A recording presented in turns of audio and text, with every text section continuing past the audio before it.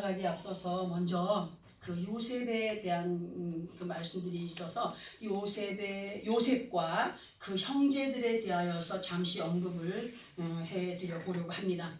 성경을 통하여서 보게 되면 요셉이라고 하는 이름을 가진 사람들이 성경에 한 사람이 아니라 몇 명이 등장을 하죠. 그러나 여기 이 말씀에서 요셉은 그 유명한 야곱의 아들로 야곱의 아내들을 통하여서 낳게 된 순서대로 이렇게 친다면은 요셉은 야곱에게 10번째 아들입니다. 10번째 아들이 되지만 그러나 야곱이 가장 사랑했던 아내 누구죠? 라헬의 몸에서는 첫 번째 아들, 맏아들이에요. 첫 번째로 요셉이라고 하는 이름의 뜻은 여호와여 더하소서 또는 여호와여 번성케 하소서 하는 뜻을 가지고 있습니다. 그리고 요셉은 어떤 사람이었느냐? 그 할아버지 이삭이나 또 아버지 야곱처럼 그 어머니들이 할머니들이 아이를 쉽게 가질 수 없었던 몸에서 태어난 사람이에요. 쉽게 아이를 가질 수 없었던 몸에서 태어나게 된 사람으로 창세기 30장 1절에 보면은 라헬이 자기가 야곱에게 아들을 낳지 못함을 보고 그의 언니를 시기하여 야곱에게 이르되 내게 자식을 낳게 하라. 그렇지 아니하면 죽겠노라. 이렇게까지 사랑하는 사람의 아이를 갖지 못하였던 것에 비관이 컸던 그런 라헬이었어요. 이런 라헬에게 하나님께서 창세기 30장 22절부터 해서 보게 되면은 하나님이 라헬을 생각하시고 하나님이 그의 소원을 들어주셨고 라헬의 몸에 태를 여심으로 그가 임신하여 아들을 낳았다. 아멘. 그리고 고백하기를 그 아들을 낳고 고백하기를 라헬이 고백하기를 하나님이 내 부끄러움을 씻으셨다 라고 23절에 기록을 하고 있습니다. 그리고 연결된 24절에서는 그 이름을 요셉이라 하니 여호와는 다시 다른 아들을 내게 더하시기를 원하니라 이렇게 기록이 되어 있어요. 이 무슨 소리입니까? 요셉을 낳은 후에 또 다른 아들까지도 주실 것을 라헬에게 예언하신 겁니다. 약속을 하게 된 거죠.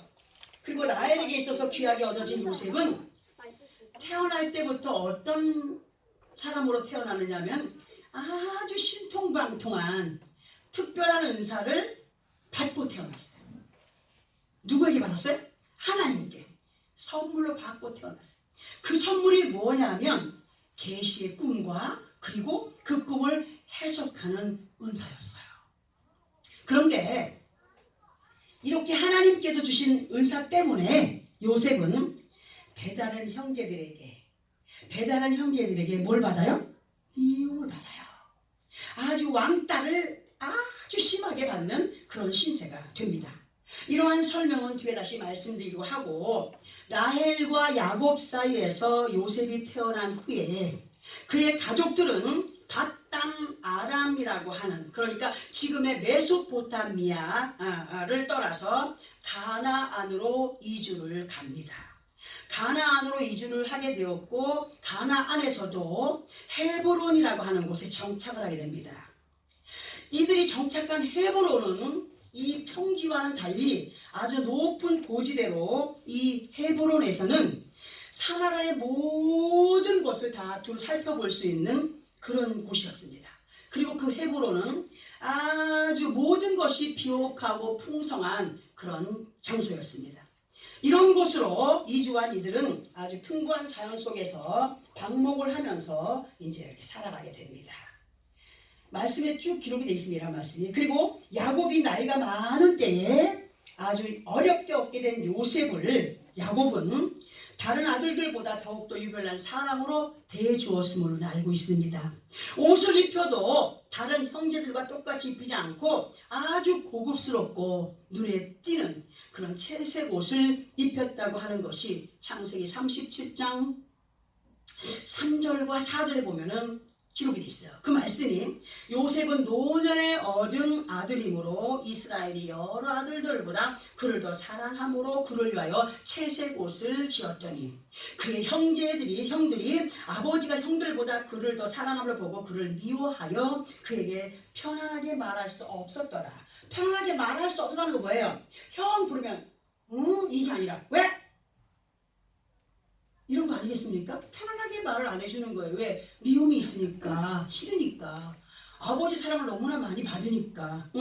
여하튼 요셉은 하나부터 열까지 형들에게 있어서 모든 것들이 다 시기와 질투를 불러일으키는 그런 이유를 갖고 있었습니다. 근데 거기에 더 확실하게 미운털이 박히게 된 사건이 뭐였느냐 하면 그 사건은 우리가 너무나 잘 알고 있는 곡식단의 꿈, 그리고 별에 대한 꿈 때문에 형들의 분노를 더욱더 강하게 받았음을 볼 수 있지 않습니까? 그죠? 응?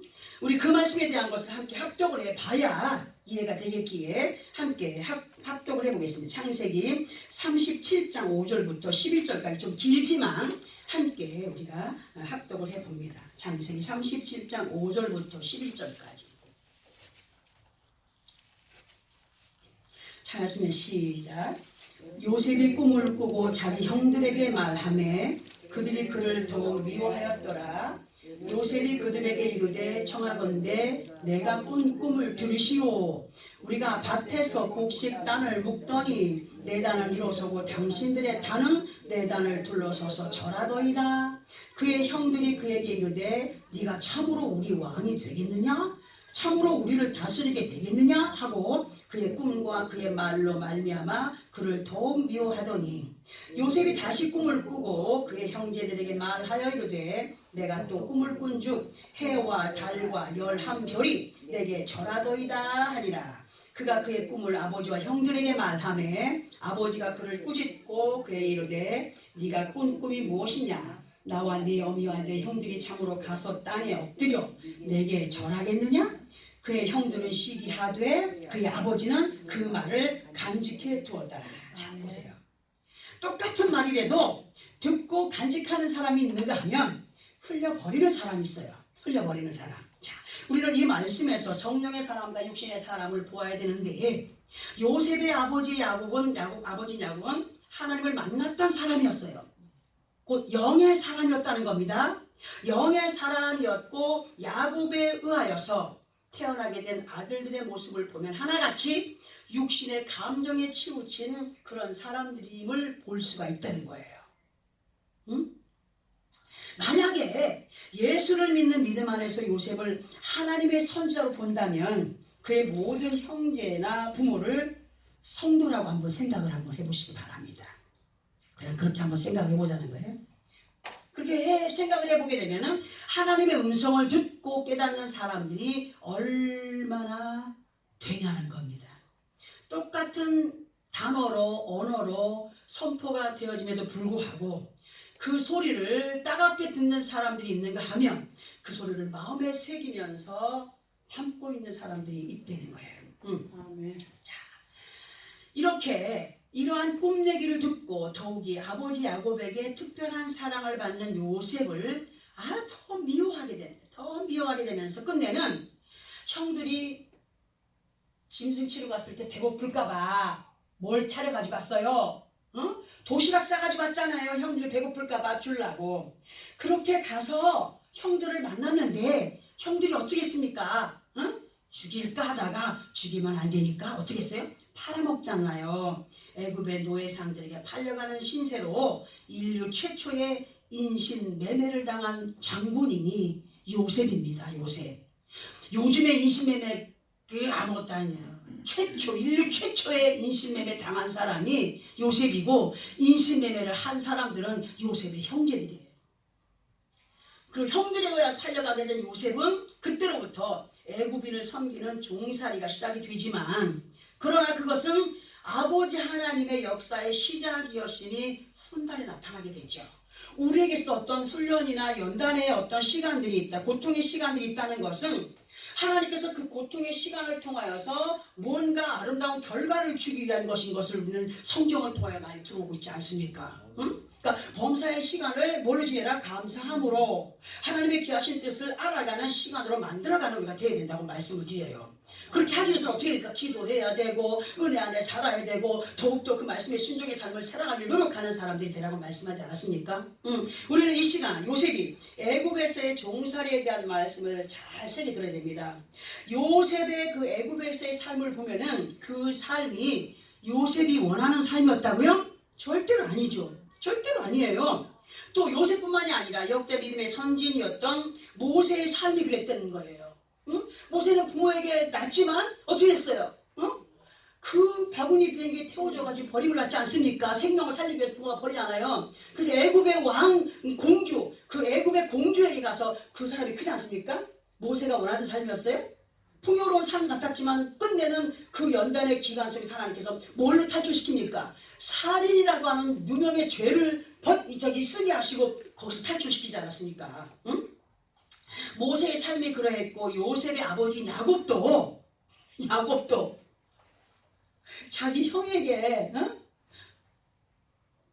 뻑하면 나갔다 오면 뭘로 그 형을 속였어요? 먹는 거 가지고 장자의 명분을 뺏어버리지 않습니까?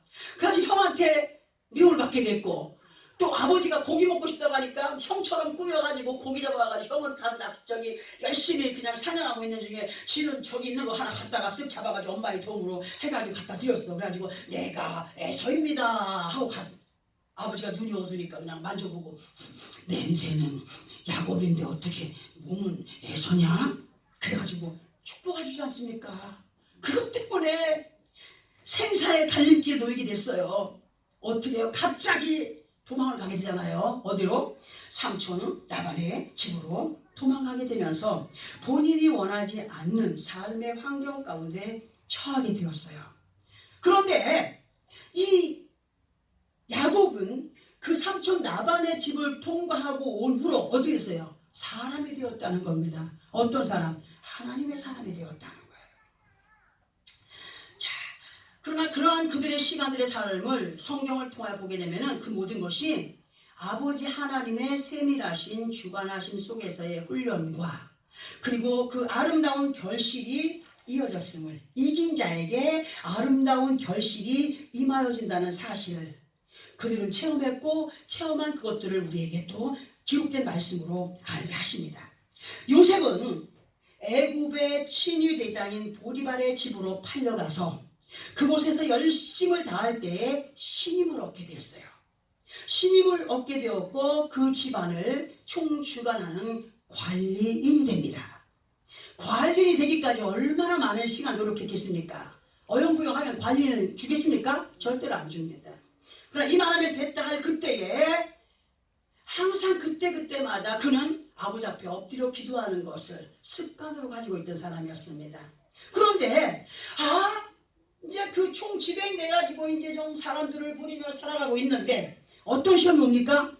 보디발의 아내를 통하여서 누명을 쓰고 다시 옥에 갇히는 신세가 됩니다. 누명을 쓰고 고난의 길로 들어가게 됩니다. 그러나 요셉은 갇혀있는 그 옥에서도 아버지 하나님 앞에 기도하는 것을 쉬지 않았습니다. 감사로 기도했습니다. 게을리하지 않았습니다. 그런 중에 창세기 39장을 보면 그 안에 갇혀있던 떡 맡은 관원장과 술 맡은 관원장의 꿈을 해석해 줄 때에 떡 맡은 관원장의 앞일과 술 맡은 관원장의 앞일을 말해줍니다. 떡 맡은 관원장은 죽게 될 것을 예언했고 그리고 술 맡은 관원장은 복직이 될 것을 예언해 주었죠. 그런데 그 말대로 그렇게 되었습니다.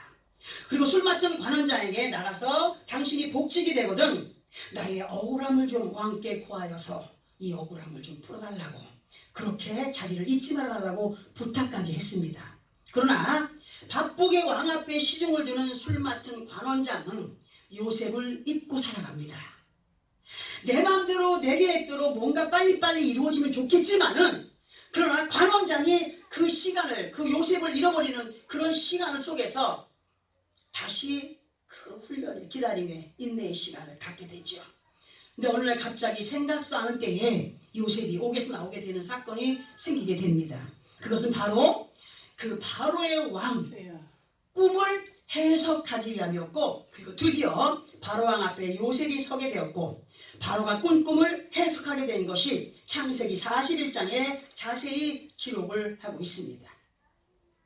그리고 그 꿈을 통하여서 가뭄과 흉년을 예언했고, 그리고 흉년의 대비함까지 하나님께서 허락하신 지혜로 바로에게 예언을 해주게 됩니다. 그리고 이러한 일들로 인하여서 요셉은 애굽이 뭐가 되죠? 총리가 됩니다. 총리가 되고 참으로 많은 시간 속에서의 긴 훈련을 통과한 요셉의 모습을 아주 우아찬란하게 보게 됩니다. 그리고 요셉의 꿈이 현실로 나타나 보여짐을 말씀으로 적나라하게 볼 수가 있어요. 만약에 여러분들도 은혜 안에 기도하면서 아니면은 어떤 말씀으로 내 안에 어떤 하나님의 말씀이 박혔던가 하나님의 계시하심이 있다면은 절대로 놓쳐버리지 말아야 됩니다. 항상 기억하고 그 꿈을 이루어가는 믿음의 승리자들이 되어야 됩니다. 응? 자, 그러면 이제 이러한 말씀의 줄거리를 이제 마음에 담아요. 그냥 요셉과 그 형제들에 대해서 얘기해 준 겁니다. 이 줄거리들을 마음에 담고 본문으로 가서 함께 합독을 하면서 이 시간 우리에게 권면하시는 말씀을 들어볼 텐데요. 먼저 본문 21절과 22절을 함께 합독을 해봅니다. 시작. 이스라엘의 아들들이 그대로 할세 요셉이 바로의 명령대로 그들에게 수레를 주고 길양식을 주며 또 그들에게 다 각기 옷 한 벌씩 주되 베냐민에게는 은 300과 옷 5벌을 주고. 아멘. 자, 이 말씀에서 이스라엘은 야곱을 뜻합니다. 왜? 야곱이 약복강 나루에서 누구를 만났어요? 하나님의 사자를 만났어요. 환도뼈가 부러짐에도 불구하고 절대로 나에게 말씀하지 아니하시면 도와드리지 않겠나이다 해서 네 이름을 다시는 야곱이라 하지 아니하고 이스라엘이라 하겠다라고 했던 그 이름 이스라엘. 우리는 이 말씀을 이렇게 들어봅니다. 이 말씀에서 요셉이 바로의 명령을 따라서 형제들에게 수레와 길을 가면서 요기할 양식을 실어주었고 22절에서는 또 그들에게 다 각기 뭘 주었다고요? 옷을 한 벌씩 주었어요. 아유, 그 부자가 옷 한 벌씩 줘가도 되겠습니까? 근데 옷을 한 벌씩 주었어요. 옷을 한 벌씩 주었는데 베냐민에게는 뭘 줬습니까?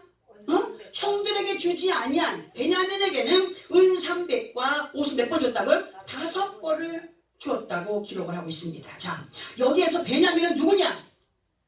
베냐민이 갑자기 등장하잖아요. 베냐민이 누구냐? 다른 이복 형제들과 다른 점이 있죠. 베냐민은 다른 점이라고 하는 것이 뭐냐 할 때 다른 형들은 이복 형제들이지만 베냐민은 요셉이 애굽으로 팔려온 이후에 라헬이 요셉을 잊지 못하는 거야. 아들이 갑자기 없어져 놓으니까 근심하고 상심하고 기력도 쇠하해지고 하는 그때에 하나님이 다른 아들 이름을 주겠다라고 약속하신 예언을 성취하게 됩니다. 임신을 하게 됩니다. 그 어머니가 라헬이 임신을 해서 하나님의 예언이 성취가 되는 자, 그 사람이 바로 베냐민입니다. 요셉이 다른 형제들에게는 먹을 양식과 옷 한 벌씩을 주었지만 베냐민에게는 은 300과 옷 5벌을 주었다라고 했지요. 이러한 의미를 우리는 이렇게 대답합니다. 인류의 모든 생명의 매개체, 특별히 사람이라고 하는 생명체는 엄격히 따지면 어디서부터 시작이 되었습니까? 응? 천지 창조에서 에덴 동산에서 아담과 하와로부터 시작이 되었습니다. 그렇게 시작이 되었지만 두 부류의 갈라짐의 역사를 보면은 한 아버지인 아브라함을 통하여서 이스마엘이 나고 이삭이 나옵니다. 이스마엘은 약속의 씨입니까? 약속의 씨가 아니었습니다. 이삭은 약속의 띠였습니다. 사라의 몸에서 약속의 씨가 날 것을 예언했습니다. 하간은 그 예언이 이루어지지 않았기 때문에 참지 못해서 인간의 감정으로 어떻게 부딪히다 보니까 이스마엘이 나오게 됐죠. 이렇게 두 부류의 사람들이 인류 속에 공존하고 있습니다. 이삭과 이스마엘 두 부류의 생명들이 세상에 존재하고 있다. 예수 그리스도 안에 있어도 두 부류의 사람들이 약속의 씨로 또는 약속받지 못한 씨의 삶을 살아가고 있다라고 그렇게 말씀을 드린다 해도 과하지 않을 설명이 날 수 있습니다. 예수 안에 영의 사람 있고 육의 사람 있습니다. 같은 말씀을 먹고 있습니다. 세상적인 이스마엘, 영적인 이스마엘을 살아가는 사람이 있습니다. 그러나 약속의 씨 이삭의 그 영으로 살아가는 사람들이 있다는 거 한번 새겨보시기 바랍니다. 온 인류 안에 그저 먹고 마시며 열심히 노동하며 육신의 사명에 목매어 살아가는 사람들이 있는가 하면 예수 그리스도를 믿고 주어진 환경 가운데서 육신의 사명만이 아니라 성령의 은혜를 따라서 믿음의 사명 또한 감당하며 살아가는 사람들이 있다는 겁니다. 바로 우리가 그러한 가운데 있는 주인공들이 되어져야 됩니다. 아멘. 보세요. 야곱에게 아내가 둘이 있었어요. 누굽니까? 레아와 라헬입니다. 그런데 레아에게서 난 아들은 길에서 먹을 양식과 옷을 한 번씩만 받았습니다. 그런데 라헬에게서 난 요셉 그리고 베냐민은 요셉인 형을 통하여서 다른 형제들이 받지 못한 은 300과 옷 5벌이 주어진 겁니다.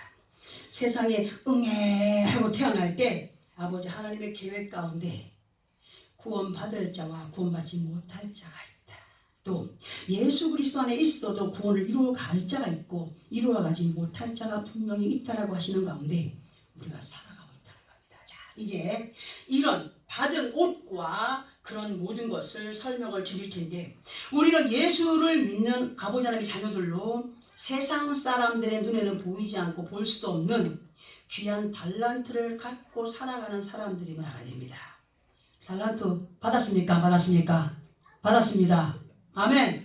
보입니까? 안 보입니까? 안 보입니다. 그러나 어떻게 됩니까? 믿고 순종하며 따라가는 것이 달란트를 남겨가는 삶이라고 하지 않았습니까? 응?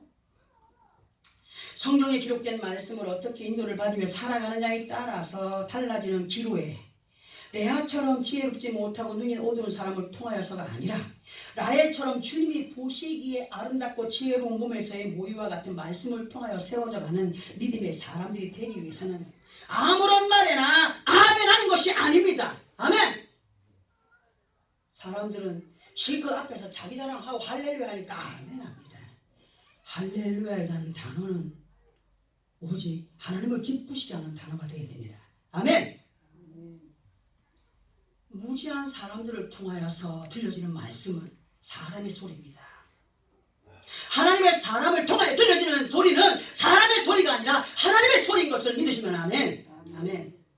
아버지 하나님의 역사하심의 영광을 따라서 아멘함으로의 삶을 살아가는 우리가 되어야 된다. 분별의 영을 가진 사람들이 되어야 된다. 무조건 앞에서 아멘 하시오 한다고 아멘이 아니라 이것이 정말 하나님의 말씀이 맞다라고 생각할 때 아멘 하는 사람들이 되어야 됩니다. 요셉이 애굽에 팔려온 후에 태어나게 된 베냐민은 원래 이름이 베냐민이 아니었어요. 베냐민이 아니라 베논이었습니다. 왜냐하면 요셉을 순식간에 잃어버리고 마음의 병을 얻게 된 라헬이 아이를 갖게 되었고 라헬이 베냐민을 낳을 때 나이 먹고 기력이 쇠한 가운데 난산을 하게 됩니다. 난산으로 인하여서 아이를 거친 숨을 몰아내면서 자기 몸에서 밀어내고 숨을 거둘 때 베논이 하면서 죽었다는 거예요. 베논이의 뜻은 뭐냐? 나의 슬픔의 아들입니다. 그 안에 얼마나 많은 생각이 왔다 갔다 했겠습니까?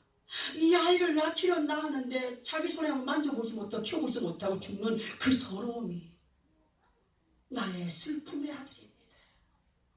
그러나 야곱이 그 베논이의 이름을 버리고 성령의 사람인 야곱이 베냐민이라고 합니다.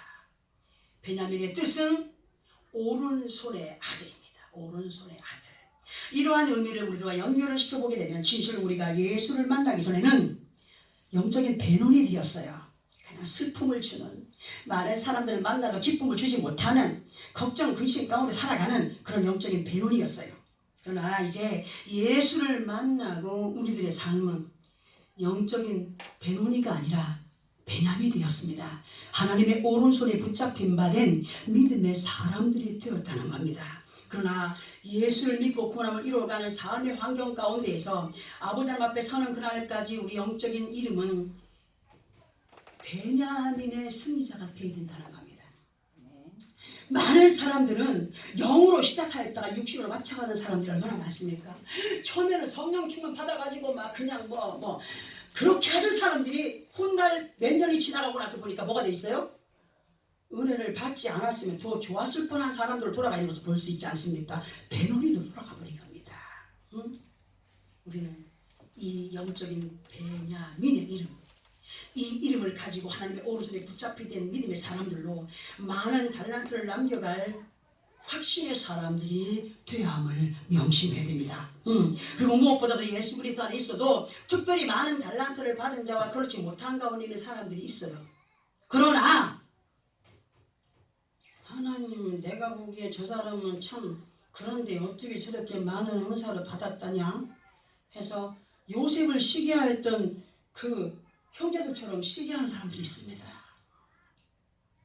딱 보니 나보다 못한 인생인데 어떻게 저렇게 귀한 은사를 받았냐 하는 사람도 있겠죠.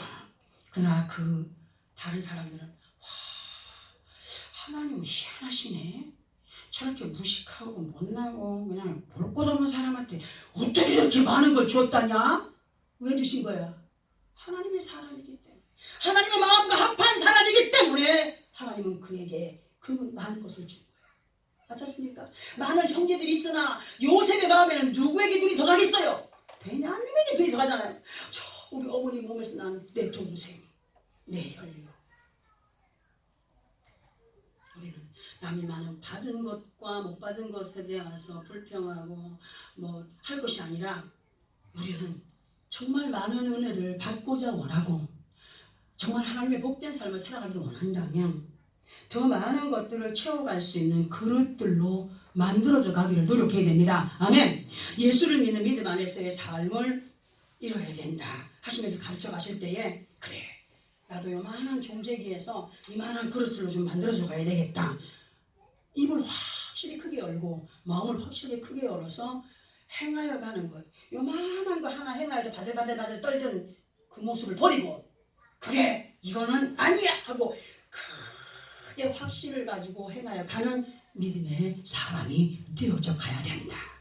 그러면 그만큼 행할 때 하나님께서 그에게 그만큼 많은 달란트를 부여해 주었다라고 해도 과언의 표현이 아닙니다. 자, 이제 우리에게 하나님께서 그러면 어떤 믿음을 원하시는가 보기 위해서 본문 23, 24절을 함께 합독하고 설명을 드립니다. 23, 24 시작. 그가 또 이와 같이 그 아버지에게 보내되 수나기 열필에 애굽의 아름다운 물품을 실리고 암나기 열필에는 아버지에게 길에서 드릴 곡식과 떡과 양식을 실리고 이에 형들을 돌려보내며 그들에게 이르되 당신들은 길에서 다투지 말라 하였더라. 아멘. 자, 이 말씀은 요셉이 형들에게 고향에 돌아가면서 필요한 모든 것들을 바로의 명대로 장만하여 준 것이고 또 당부하여서 권면하여 주는 말씀이 되죠. 그러나 우리는 이 말씀을 이렇게 들어볼 텐데요. 23절에 보니까 수나기 열필과 암나기 열필, 그리고 수나기에게 실어준 것과 암나기에게 실어준 물품이 다르다는 것을 보아야 됩니다. 우리는 23절의 말씀에서 귀한 비밀을 찾아야 되는데요. 마태복음 21장에 보면은 우리 주 예수께서, 조금 다른 말이 되겠지만 한번 연결 한번 해보시기 바랍니다. 우리 주 예수께서 예루살렘에 입성하실 때에 뭘 타고 가셨어요? 어린 나귀 새끼를 타고 들어가셨습니다. 그리고 우리 주 예수께서 예루살렘으로의 입성을 보면 부귀 영화를 위하여서 입성하신 것이 아니다. 예수께서 어린 나귀 새끼를 타시고 예루살렘에 입성하실 때에 많은 수를 헤아릴 수 없는 군중들이 자기들의 겉옷을 벗어서 예수님의 가시는 길에 깔아드렸고 손에는 종려나무 가지들을 들고 호산나 다윗의 자손 예수여 환영했어요. 이렇게 큰 환영 속에 예수님이 예루살렘에 입성하셨습니다. 예루살렘에 입성하신 예수께서는 그때로부터 무엇을 준비하셨느냐? 십자가 지실 준비를 하시면서 복음을 전하시면서 그 안에서 많은 이적과 기적을 나타내 보이셨고, 그렇게 아버지 하나님의 뜻을 예수를 통하여서 나타내 보여셨던 그 당시의 제자 중에 한 사람에 의하여서, 누구?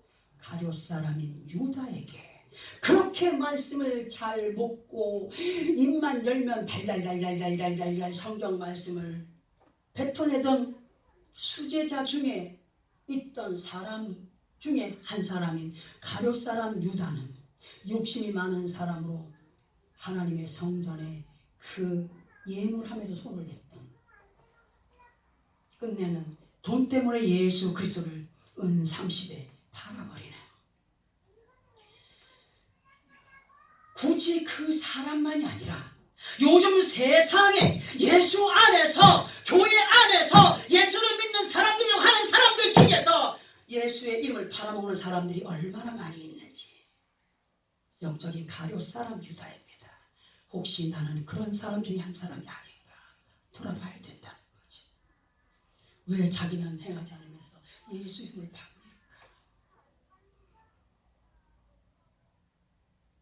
끝내는 그 모든 것들을 다 마치시고 십자가에 못 박히게 되었던 장소가 예루살렘입니다. 우리 또한 예수 그리스도와 함께 영적인 예루살렘에 입성한 사람들입니다. 그런데 왜 죽지 못합니까? 십자가 위에 나를 왜 누이지 못합니까? 왜 희생하려고 하지 않습니까? 왜 내 것을 자꾸 고집합니까? 왜 교만합니까? 왜 자만합니까? 왜 기만합니까? 왜 의심합니까? 십자가를 진다는 것은 나를 죽이는 겁니다. 내 생각을 죽이는 겁니다. 하나님의 뜻과 하나님의 섭리를 세워가는 것이 영적인 십자가를 진 사람들의 삶인 것을 알아야 됩니다. 아멘. 예수께서 십자가에 달리시기 전에 제자들에게 부탁하신 말씀이 뭐였냐? 요셉이 형들에게 길에 가면서 다투지 말라고 했지요. 자, 예수님께서 십자가에 달리시기 전에 제자들에게 부탁하신 말씀이 뭐였냐면은 요한복음 21장 8절에서 베드로에게 뭐라고 얘기합니까? 네가 젊어서는 스스로 띠띠고 원하는 곳으로 다녔지만 늙어서는 네 팔을 벌리리니 남이 네게 띠띠고 원하지 않는 곳으로 데려가리라. 뭘 예언하십니까? 베드로의 순교를 예언합니다. 십자가를 거꾸로 칠 것을 예언해 줍니다. 그러니까 이 말을 듣고 있던 베드로가 21절에 뭐라고 합니까? 예수께서 사랑하시는 수제자 요한은 어떻게 될 것인가 물었을 때에 그냥 자기는 십자가를 거꾸로 쥐고 죽을 것을 예언받았는데, 그러면 선생님이여 랍비여, 그러면 당신 옆에 앉아 품에 안겨서 당신에게 이런저런 말을 묻던 그 요한은 어떻게 되겠습니까? 묻습니다. 나는 죽는데 그 사람은 뭐 할 겁니까? 라고 물었습니다. 그러니까 예수님이 뭐라고 말씀하십니까? 내가 올 때까지 그를 살려준다 할지라도 너는 상관할 일이 아니다. 왜요? 우리 각자들에게 맡겨진 사명이 다 다르다는 겁니다. 네가 죽어 순교를 하는 것 가운데 그 길로 간다 할지라도 저 사람의 일을 상관하지 마라. 왜? 네가 할 일은 네가 해야 돼요. 저 사람이 할 일은 저 사람이 하는 거야. 너는 네 할 일만 하면 돼. 이걸 부탁하셨어요. 길에 가면서 왜 싸웁니까? 자기의 생각이 안 맞으니까 서로 싸우는 거 아니에요? 자기를 죽이지 못하면 서로 싸우는 거 아닙니까? 감정의 싸움의 치유는 아니겠습니까? 하나님께서 내게 맡겨준 일만 감당한다면 싸울 일이 없습니다. 부딪힐 일이 없습니다. 오직 너는 나의 뜻을 믿고 따르면 된다 하시는 말씀으로 각자 맡겨진 일에 감사함으로 충성할 것을 가르쳐 주셨습니다. 지금 교회들이 하나가 되어 있나요? 하나가 되고자 원하여서 단체를 만들고 나면 또 그 단체가 쪼개집니다. 박살이 납니다. 왜? 마음이 서로 안 맞으니까. 또 나가서 단체를 또 세웁니다. 그러는 가운데 자기들의 위상만 세워가는 그런 세상 속의 교회들이 되어버렸다라고 해도 과한 표현이 아닙니다. 누가 없습니까? 예수 그리스도가 없어졌어요. 입으로는 그냥 예수요, 입으로는 그냥 하나님이요 하지만 그들의 행동을 보면 없다는 거예요. 진실로 예수 안에 있는 하나님의 자녀들이 한다면 여호와께서 주관하시는 총회 안에 거한 믿음의 사람들이 되어야 된다는 사실, 그리고 영원한 여호와의 총회, 즉 천국에 입성할 믿음을 키워가는 우리가 되어야 됩니다. 예수님께서 말씀을 우리에게 알려주셨고 지금도 여전히 그러한 말씀을 우리를 이끌어가시는 거예요. 너희가 진정 천국을 소유할 자들이 되길 원한다면 죽어라. 너를 비워라. 네 생각을 비워라. 신명기 23장 1절 3절까지 보면은 이 말씀이 너무나도 성경 안에서 핵심적인 말씀에도 불구하고 이 말씀을 가지고 설교하면 아이고 엉뚱한 얘기 아닙니까? 어떻게 그렇게 성경을 갖다가 엉뚱한 얘기라고 할 수가 있냐는 얘기죠. 말도 안 했습니다. 신명기 23장 1절 3절까지 보면은 아무리 믿는 자 같고 믿는 척 하여도 이러한 믿음 안에 거한 자는 여호와의 총회에 들어가지도 못하고 또 영원히 들어가지 못하는 사람이 이러하다 하시는 말씀이 기록되어 있어요. 언제 한번 제가 준비를 해서 전해드리도록 하겠습니다. 신명기 23장 1절에 3절까지 한번 가서 읽어보세요. 어떤 말씀인가? 지금 본문 23, 24절 너무 멀리 나온 것 같으나 우리 모두는 영적인 나귀들입니다. 나귀들로 누구와 함께 동행합니까? 지금 예수 그리스도를 얻고 가야 됩니다. 우리의 멍에가 되어주시고 우리의 손잡이가 되어주시는, 우리의 고삐를 잡고 계시는 그분이 나와 함께 지금 동행해 주고 계시는 거예요. 우리는 영적인 나귀들. 응? 세상 가운데에서 행할 육신의 일과 영적인 일들로 말씀의 멍에를 맨 믿음의 사람들로의 삶이 되어야 하고 또 믿음의 본을 보여가는 삶이 되어야 하는 가운데 자신들에게 맡겨주신 믿음에 대한 책임감을 다해가는 사람들이 되어야 됨을 잊지 말아야 된다는 거죠. 다 그렇지는 않겠지만 어디에서부터 이러한 믿음이 잘못된 가운데 우리가 살아가고 있느냐 하면 자기의 직분을 상전의 자리에 두고 있는 사람이 너무 많습니다. 우리는 예수 안에서 내게 맡겨준 직임은 하인으로서의 직임입니다. 아멘. 오직 우리의 상전의 자리에 누가 계셔야 돼요? 하나님이 계시고 예수님이 계시고 성령님이 계셔야 됩니다. 오직 그분의 말씀으로만이 우리가 움직여가는 사람들이 되어야 되죠. 자기의 명예와 부를 상전의 자리에 두고 있는 사람, 이것은 아버지 하나님에 대한 월권행위입니다. 월권행위. 우리 모두는 항상 주인의 자리를 탐내지 않는 믿음의 겸손히 몸에 배인 자들이 되어야 됩니다. 예수 안에 있는 우리 한 사람 한 사람은 세상을 향하여서는 순나귀가 되어야 된다. 오늘 본문에서 암나귀, 순나귀 나오죠.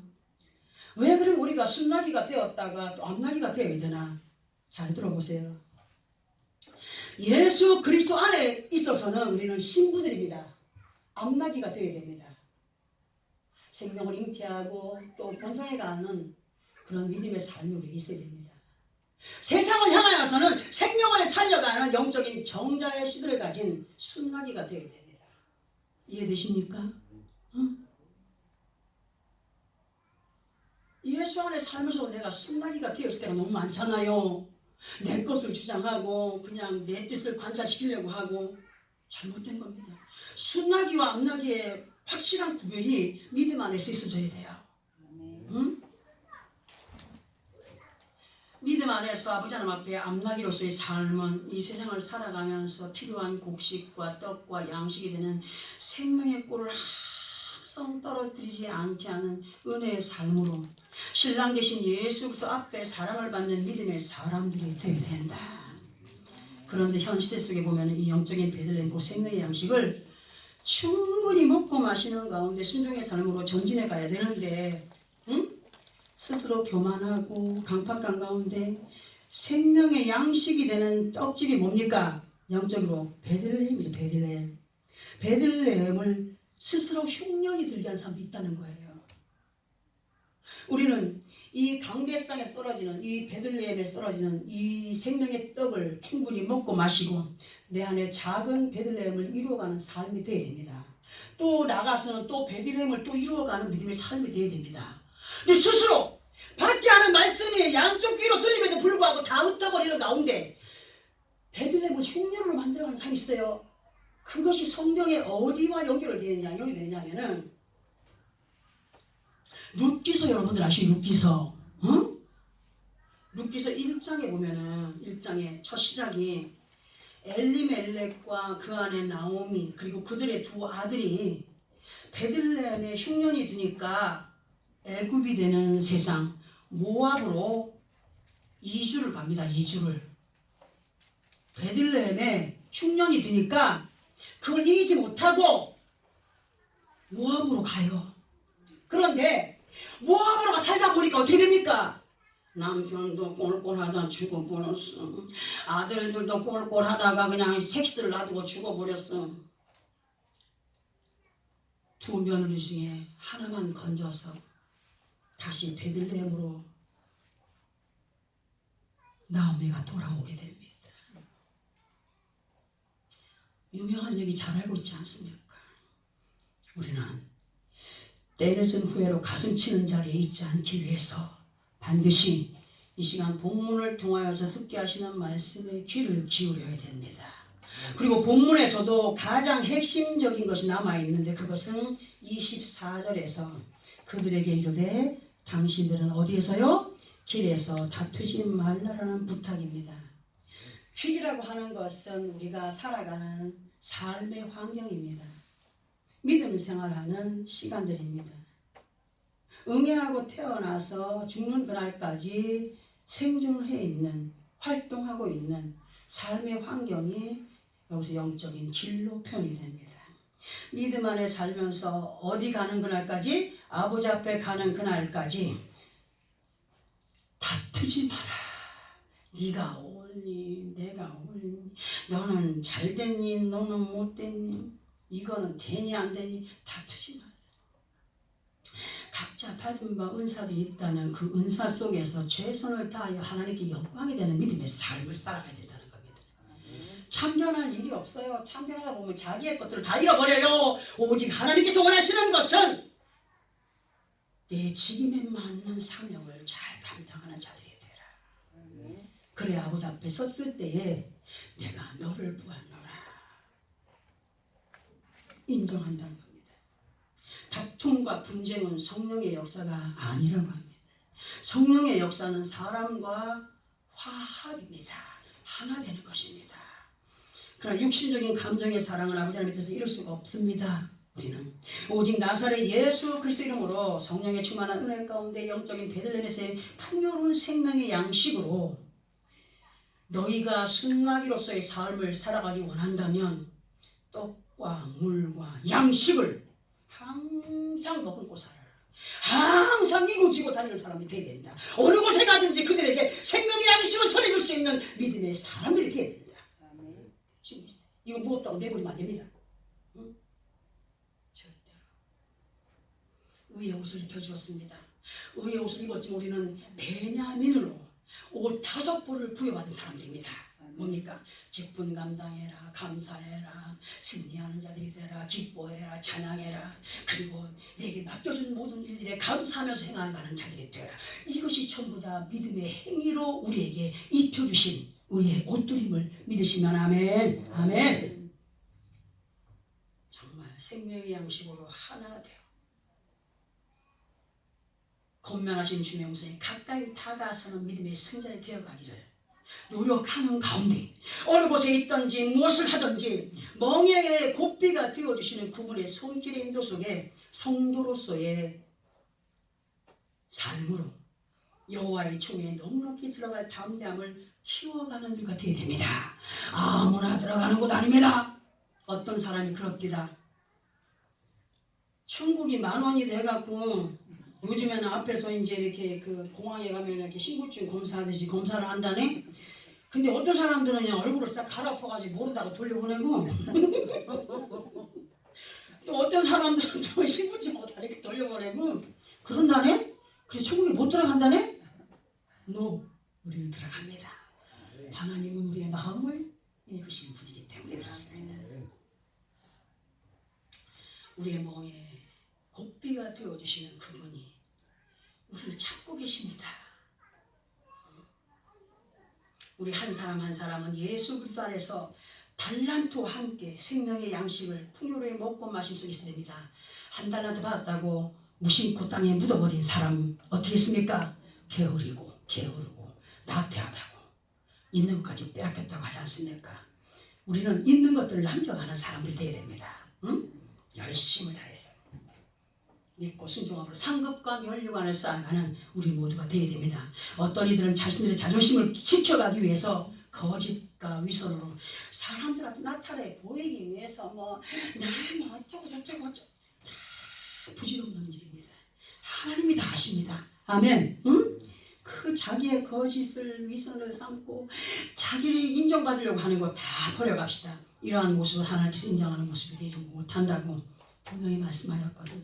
항상 우리 모두는 예수 그리스도 이름에 합당한 믿음의 본을 보여가는 사람들로 내가 어디로 가든지 나 혼자 가는 것이 아니라 어린 나귀를 타시고 예루살렘에 입성하신 것처럼 예수께서 나와 함께 동행하고 계시다는 사실을 기억하시기 바랍니다. 하나님께서 기뻐하지 않으시는 다툼거리를 만들어가지 않고 믿음 안에서 하나 된 겸손의 사람들로 우리의 남은 세계를 온전하게 이끌림을 받는 또 인도에 가시는 그 주님의 손길에 완전히 붙잡힌 바 된 그 손을 절대로 놔버리지 않는, 힘들다고 놔버리지 않는, 고통스럽다고 놔버리지 않는